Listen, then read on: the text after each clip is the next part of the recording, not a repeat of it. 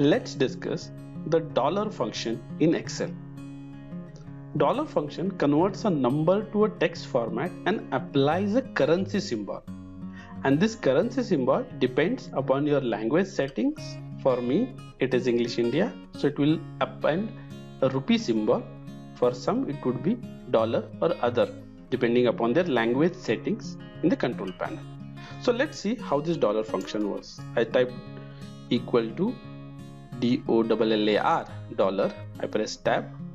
It takes one input as number, other is an optional input of decimal places.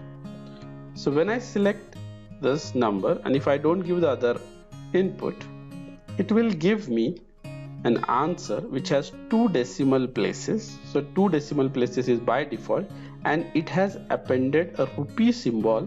You can see a currency symbol has come up, and most important thing that this is no more a number, it's a text. If you see, it is left aligned, not right aligned like this. It's a text, and I can use this anywhere. Now if say I want to append it with some other text such as answer is, and I append it using an ampersand symbol, and I can connect this, I get it this way. So it's a text, so I can use it as a text anywhere. By default, if I don't give anything, 2 is the decimal points. This is another beautiful functionality with dollar, let's say. So I connect the number, but if I want the rounding not on the right side of the decimal, but actually on the left side of the decimal, I can also give here -2. So it will round to 2 digits on the left of the decimal. Let's see what happens. See, so it has rounded off -1234 to -1200. You can have a thousands rounding also if you want it to be in 3 digits, -1000, if you see.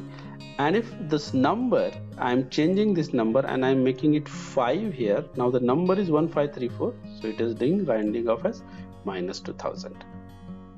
So you can have rounding off on the right of the decimal points by using plus values for the number sections, or on the left also.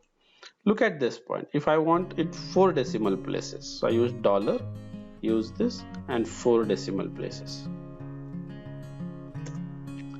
Remember, this is very different from, so this is a text and this is a number, very different. So always if you want to use in functions, mathematical functions, you need a number formatting, but if you want to display somewhere like appending here, you can use the text formatting. I hope it would be useful for you. Thank you very much.